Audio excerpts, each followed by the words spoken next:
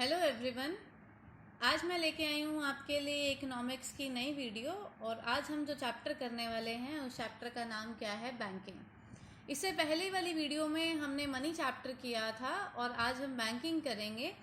Banking जैसे कि आप समझते हो, दो तरह के हमारे बैंक्स होते हैं। एक होता है हमारा कमर्शियल बैंक और दूसरा होता है हमारा सेंट्रल बैंक। तो इस चैप्टर के दो पार्ट्स हैं, दो टॉपिक्स हैं मेन जो हम इसमें पढ़ेंगे। आज हम करेंगे कमर्शियल बैंक क्या होता है और नेक्स्ट में हम पढ़ेंगे कि सेंट्रल बैंक क्या होता है, उसका रोल क्या है, उसके फंक्शंस क्या हैं। सबसे पहले बात आती है कमर्शियल बैंक की। कमर्शियल बैंक क्या होता है? एक ऐसा फाइनेंशियल इंस्टीट्यूशन जिसका काम क्या है, एक्सेप्ट करना डिपॉजिट, किससे? From the public and provide loan to the public and earn profit. यानी कि कमर्शियल बैंक क्या है? एक ऐसा बैंक, एक ऐसा फाइनेंशियल इंस्टीट्यूशन जो आप जो भी डिपॉजिट कर रहे हैं, जितने भी पैसे डिपॉजिट कर रहे हैं, उन डिपॉजिट को वो बैंक एक्सेप्ट करता है। और जब भी आपको लोन की ज़रूरत होती है, पैसे एडवांस की ज़रूरत होती है, तो वो लोन आपको प्रोवाइड करता है। और ये सब काम करता क्यों है? वो सब डिपॉजिट और लोन क्यों प्रोवाइड करता है? उसका मेन मकसद क्या है? To earn profit. अब कमर्शियल बैंक में हमारे सारे बैंक्स आते हैं, चाहे वो प्राइवेट बैंक हो, चाहे वो पब्लिक बैंक हो, चाहे वो नेशनलाइज्ड बैंक हो। यानी कि वो बैंक जो ये दो काम करता है, डिपॉजिट को एक्सेप्ट करता है और लोन्स को प्रोवाइड करता है। एक आप अगर सोचो तो एक पोस्ट ऑफिस भी होता है, और पोस्ट ऑफिस में क्या होता है, ऐसे ही अकाउंट खुलते हैं, लेकिन पोस्ट ऑफिस क्या करता है, सिर्फ डिपॉजिट को हमारे एक्सेप्ट करता है। मतलब पोस्ट ऑफिस में क्या है, आप अपने पैसे जाके डिपॉजिट करा सकते हो, लेकिन पोस्ट ऑफिस लोन प्रोवाइड नहीं करता है, इसीलिए वो बैंक की तरह बैंक नहीं है। तो बैंक क्या होता है? जो दो कंडीशंस को फुलफिल करता है। फर्स्ट कंडीशन यानी कि एक्सेप्टिंग डिपॉजिट, और सेकंड कंडीशन क्या है, providing loan to the public. अब देखिए ये कैसे होता है। देखिए सपोज एक बैंक है, ये बहुत सारे पर्सन हैं, यानी कि जिसे हम पब्लिक का नाम भी दे सकते हैं, और इन पब्लिक में हम भी कोई भी आता है। इन पर्सन्स ने क्या किया, बैंक में अमाउंट डिपॉजिट करा दिया। और ये कुछ लोग क्या हैं, इन्होंने बैंक से क्या किया, लोन लिया। अब जब हम बैंक में अपना पैसा डिपॉजिट कराते हैं, जो rate of interest bank provide करती है वो बहुत कम होती है। लेकिन जब हम बैंक से लोन लेते हैं वो परसेंटेज बहुत ज़्यादा होती है। तो हम एक एग्जाम्पल के तौर पे ले रहे हैं। सपोज जब हमने डिपॉजिट कराया था तो बैंक हमें क्या दे रहा था, 5% रेट ऑफ इंटरेस्ट दे रहा था हमारे पैसों के ऊपर, हमारे डिपॉजिट के ऊपर। लेकिन जब हमने लोन लिया बैंक से, तो बैंक हमसे चार्ज कर रहा है कितना, 10%। यानी कि दे कितना रहा है, 5%, और ले कितना रहा है, 10%। तो जो बीच का डिफरेंस है, वो डिफरेंस क्या है, 5%। ये 5% क्या होता है, बैंक का प्रॉफिट। और बैंक क्या करता है, इसी प्रॉफिट से ही अपने बैंक को चलाता है। उसके बाद अब हम नेक्स्ट टॉपिक करेंगे, वो है हमारे फंक्शंस ऑफ बैंक। बैंक के दो फंक्शंस होते हैं, एक प्राइमरी फंक्शन होता है और दूसरा सेकेंडरी फंक्शन होता है। सबसे पहला प्राइमरी फंक्शन में वही आता है कि जो मोस्ट इंपॉर्टेंट होता है हमारे लिए, कि मोस्ट इंपॉर्टेंट फंक्शन बैंक का क्या है, और मोस्ट इंपॉर्टेंट बैंक का काम क्या है, एक्सेप्टिंग डिपॉजिट, डिपॉजिट को एक्सेप्ट करना। अब बैंक में तीन तरह के अकाउंट्स होते हैं। सबसे पहला अकाउंट कौन सा होता है, करंट अकाउंट, जिसे डिमांड डिपॉजिट भी कहा जाता है। अब ये करंट अकाउंट कौन खुलवाता है? ये करंट अकाउंट किसके लिए जनरली खुलता है, बिजनेस फर्म्स के लिए खोला जाता है। यानी कि जो बिजनेस फर्म है, जिन्होंने बहुत सारी ट्रांजेक्शन्स रोज करनी होती हैं, तो उन लोगों के लिए एक करंट अकाउंट खोला जाता है। और ये क्या है, जितना भी इसमें क्या होता है, फैसिलिटी क्या मिलती है, एक फैसिलिटी मिलती है जैसे चेकेबल डिपॉजिट। यानी कि डिपॉजिट आप कभी भी, जितने भी डिपॉजिट आपने बैंक में कराए हैं, वो कभी भी आप उन पैसों को निकाल सकते हैं। यानी कि यहाँ पर कोई भी रिस्ट्रिक्शन नहीं होती है, आप कितनी भी ट्रांजेक्शन करो, आप एक दिन में जितनी ट्रांजेक्शन्स करना चाहते हो आप उतनी ट्रांजेक्शन्स कर सकते हो। लेकिन इसमें एक चीज होता है, वो क्या है, no interest paid by bank. यानी कि जैसे हम बैंक में पैसा डिपॉजिट कराते हैं तो उसके बदले हमें इंटरेस्ट मिलता है, लेकिन जब एक करंट अकाउंट खोला जाता है, उस करंट अकाउंट में बैंक हमें कोई भी इंटरेस्ट पे नहीं करता है, बल्कि क्या करता है, कस्टमर से इंटरेस्ट चार्ज करता है। अब वो कस्टमर से इंटरेस्ट चार्ज क्यों करता है? क्योंकि वो उसके अकाउंट को मेंटेन कर रहा है, वो मेंटेनेंस चार्जेस की तौर पे कस्टमर से वो चार्ज करता है। उसके बाद दूसरा हमारा अकाउंट आता है फिक्स डिपॉजिट, जिसको टाइम डिपॉजिट भी बोला जाता है। और फिक्स डिपॉजिट आप एफडी के नाम से आपको क्लियर होगा कि एफडी में क्या होता है, अमाउंट आप डिपॉजिट कराते हो और उसका टाइम पीरियड क्या होता है, फिक्स्ड होता है। जैसे कि हमने करंट अकाउंट में पढ़ा था कि यहाँ पर ट्रांजैक्शंस की कोई भी लिमिट नहीं होती है, लेकिन फिक्स डिपॉजिट अकाउंट जब हम खोलते हैं, यानी कि कोई भी एफडीज हम कराते हैं, तो वहां पर सिर्फ 2 ही ट्रांजैक्शंस की जाती है। एक जब आपने अमाउंट डिपॉजिट कराया और दूसरा क्या होता है जब आपने अमाउंट विड्रॉ कराया।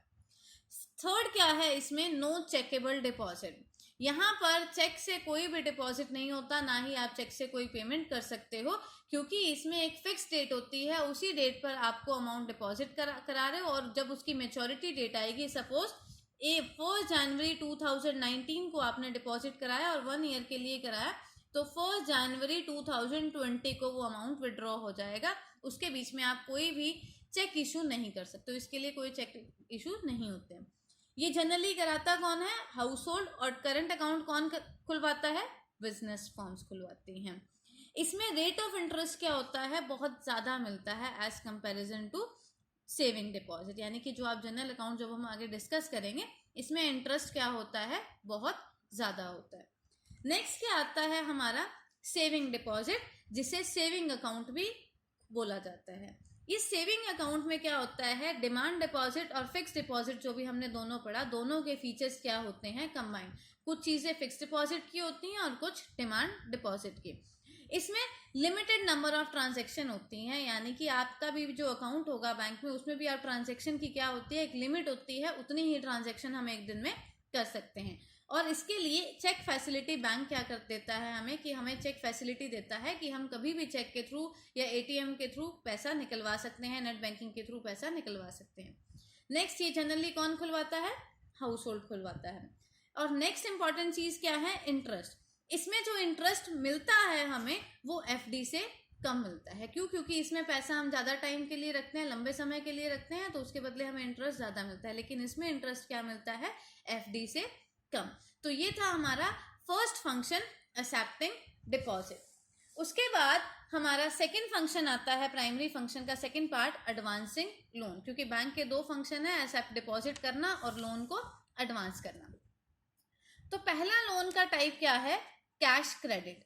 कैश क्रेडिट क्या होता है, जब हम कोई लोन लेते हैं किसके अगेंस्ट, करंट एसेट, यानी कि जब हमने कोई लोन लिया बैंक से, उस लोन लेने के लिए जो भी हमने गिरवी रखा, वो किसके अगेंस्ट रखे हैं, करंट एसेट, यानी कि कोई बॉन्ड्स हैं, कोई शेयर्स हैं, एक्सेट्रा। इसमें क्या है, interest is charge on amount actually withdrawn, यानी कि जब हम लोन लेते हैं, आपने देखा होगा, सपोज इसमें क्या होता है, कैश क्रेडिट में आपने 50,000 रुपीज़ का लोन लिया। और एक चीज़ आप ध्यान में रखो, कभी भी जो लोन बैंक हमें देती है, वो कभी भी कैश में नहीं देती है।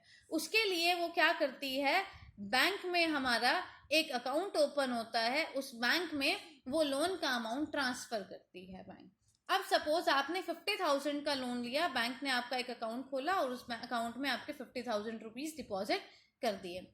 अब आपने सपोज 10 दिन के बाद आपने 5,000 अमाउंट विड्रॉ करा, तो आपको जो इंटरेस्ट चार्ज होगा वो 5,000 के ऊपर चार्ज होगा, जितना आपने अमाउंट विड्रॉन कराया, यानी कि 50,000 पे इंटरेस्ट चार्ज नहीं होगा, जितना आपने विड्रॉन किया उसके ऊपर ही इंटरेस्ट चार्ज होगा। सेकंड क्या आता है हमारा लोन का टाइप, डिमांड लोन।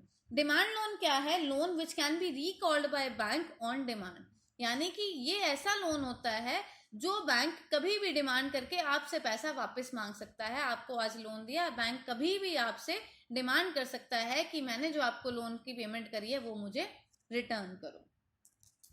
थर्ड क्या आता है हमारा, short term loan.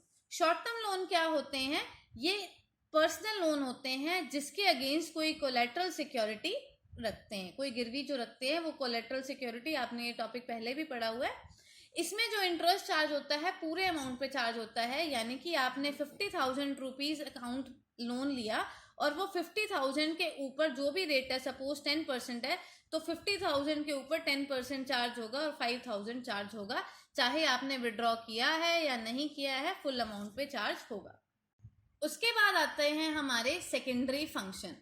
Secondary function में हमारे 2 पॉइंट्स आते हैं। सबसे पहला क्या है, ओवरड्राफ्ट फैसिलिटी। ओवरड्राफ्ट फैसिलिटी क्या होती है, ये करंट अकाउंट जो होल्डर होते हैं उनको ये फैसिलिटी बैंक प्रोवाइड करता है। यानी कि सपोज एक पर्सन जो करंट अकाउंट होल्डर है उसके अकाउंट में 1 लाख रुपीज है, लेकिन उसने जो चेक इशू किया 1,25,000 का चेक इशू किया, तो बैंक क्या करेगा, ये 1 लाख जो 25,000 एक्सेस था जो उसके अकाउंट में नहीं था, वो क्या कर देगा, अपनी तरफ से पेमेंट कर देगा। ये किसके लिए, एक लिमिट होती है इसके लिए, हर बैंक की अलग लिमिट होती है कि अगर कोई करंट अकाउंट होल्डर है और अगर वो अपने अकाउंट में जितने उसके पैसे डिपॉजिट करे हुए उससे ज्यादा की पेमेंट करनी है तो बैंक उसकी पेमेंट कर देता है। ये जो फैसिलिटी होती है ये सिर्फ रिस्पेक्टेड और जो रिलायबल कस्टमर होते हैं, यानी कि विश्वसनीय कस्टमर होते हैं, जिनके ऊपर बैंक को भरोसा होता है, विश्वास होता है, उनके लिए किया जाता है, और ये शॉर्ट टाइम पीरियड के लिए ही होता है। ठीक है, नेक्स्ट क्या होता है सेकेंडरी फंक्शन में हमारा, डिस्काउंटिंग बिल्स ऑफ एक्सचेंज। ये बिल्स ऑफ एक्सचेंज आपने 11th में अकाउंट चैप्टर पढ़ा था। बिल्स ऑफ एक्सचेंज में क्या होता है कि आपको ने किसी को पैसे लेने हैं और उसने आपको एक बिल दे दिया, और वो बिल क्या है, अब आपको वो पैसे जल्दी चाहिए, तो इसके लिए क्या करते हैं, बैंक ने क्या फैसिलिटी दी है कि जिसके पास वो बिल है वो बिल को क्या करता है, मैच्योरिटी डेट से पहले ही बैंक में जाके डिस्काउंट करा लेता है, और बैंक उसके बदले कुछ चार्जेस काट लेता है, डिस्काउंटिंग चार्जेस जिसे कहा जाता है, और आपको ड्यू डेट से पहले ही पैसा मिल जाता है। तो ये फैसिलिटी किस में आती है, हमारी सेकेंडरी फंक्शन में। थर्ड क्या आते हैं हमारे, एजेंसी फंक्शन। एजेंसी फंक्शन में क्या होता है, फर्स्ट जो फैसिलिटी मिलती है, ट्रांसफर ऑफ फंड। यानी कि अगर आपको एक अकाउंट से दूसरे अकाउंट में, एक अकाउंट से दूसरे अकाउंट में जो दूसरे बैंक में अकाउंट है वहां पे फंड की ट्रांसफर कर देता है। सेकेंड, अगर आप इनकम टैक्स की रिटर्न फाइल कर रहे हो और उसके रिगार्डिंग आपको इन्फॉर्मेशन चाहिए या कोई भी कंसल्टेंसी चाहिए, तो बैंक क्या है, आपको कंसल्टेंसी फ्री में देता है, यानी कि आपको गाइड करता है कि आप अपने टैक्स को कैसे सेव कर सकते हैं। थर्ड क्या फैसिलिटी है, purchase and sale of security. आपने कोई सिक्योरिटी खरीदनी है या बेचनी है तो बैंक आपकी इंस्ट्रक्शन के अकॉर्डिंग उसको परचेज भी कर लेता है और सेल भी कर लेता है। नेक्स्ट जो क्या फैसिलिटी है, collection and payment of various item. अगर आपको कोई भी रेंट पे करना है या कोई भी आपको किसी को पेमेंट करनी है, किसी से पेमेंट लेनी है, तो बैंक आपके बिहाफ पे ये काम करता है। तो ये बैंक एज अ एजेंट एक कस्टमर के लिए काम करता है। फोर्थ हमारे फंक्शन के आते हैं जनरल यूटिलिटी फंक्शन, यानी कि जो यूटिलिटी आपने वर्ड पढ़ा है, यूटिलिटी मतलब सेटिस्फेक्शन, जो सबकी सेटिस्फेक्शन के लिए बैंक फैसिलिटी देता है। सबसे पहली फैसिलिटी क्या है, लॉकर फैसिलिटी। बैंक क्या करता है, कुछ आपसे अमाउंट लेता है और उसके बदले एक लॉकर खोल देता है जहां पर आपके पास जो भी कोई प्रीशियस चीज है, जो भी आप रखना चाहते हो, वहां पे आप सेफली उसको रख सकते हो। सेकंड क्या है आपका, ट्रेवलर चेक। अगर आप ट्रेवलिंग पे जा रहे हो और अपने साथ बहुत सारा कैश ले जाना नहीं चाहते हो, आपको डर है कि कोई चोरी हो जाए या कुछ भी मिसहैपनिंग हो जाए, तो उसके लिए बैंक क्या करता है, एक ट्रेवलर चेक इशू करके देता है, जो आप कहीं से भी विड्रॉ कर सकते हो पैसे। थर्ड क्या है, letter of credit. Letter of credit का मतलब क्या है, ये एक्सपोर्टर और इंपोर्टर के केस में होता है। सपोज आपको कुछ भी इंपोर्ट करना है और आपको से क्या मांग रहा है कि आपको गारंटी दो। अगर सपोज आपने पेमेंट नहीं करी तो बैंक क्या करता है, गारंटी देता है कि अगर ये पर्सन ने पेमेंट नहीं करी है तो उसके बिहाफ पे बैंक पेमेंट करेगा। तो ये गारंटी लेटर था। तो ये थे हमारे 2 फंक्शंस कमर्शियल बैंक के, प्राइमरी फंक्शंस और सेकेंडरी फंक्शन। होप आपको ये सब समझ आया होगा, और अगर आपको ये वीडियो पसंद आई है तो प्लीज़ इसको लाइक करिए और सब्सक्राइब करिए और बेल आइकन पे टिक करिए। Thank you so much.